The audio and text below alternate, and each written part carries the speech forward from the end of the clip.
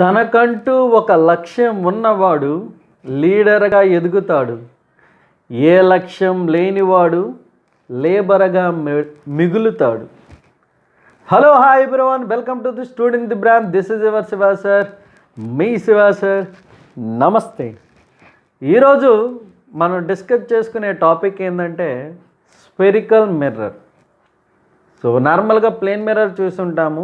ఈ spherical mirror ఏంటంటే curved mirrors లాగా ఉంటాయి.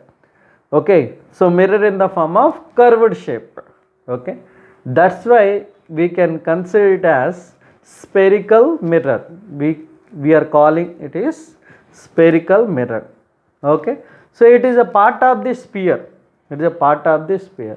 సో ఈరోజు వాటిలో ఉన్న పాయింట్స్, సో ఏవైతే terms related to spherical mirrors ఉన్నాయో అవి మనం డిస్కస్ చేద్దాం. సో నేను ఆల్రెడీ చెప్పాను, ఇది ఇప్పుడు స్పియర్ తీసుకుంటే ఇలా ఈ పార్ట్నే మనం మిర్రర్గా కన్సిడర్ చేస్తాం. So that's why it is in the form of curved surface. So curved మిర్రర్గా ఉంది కాబట్టి దీన్ని స్పెరికల్ మిర్రర్ అంటాము.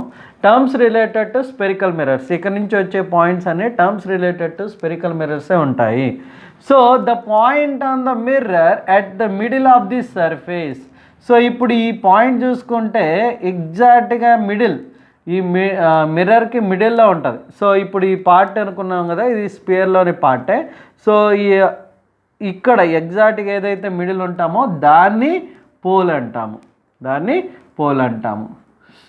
అర్థమైందా? So the point on the mirror at the middle of the surface is called pole.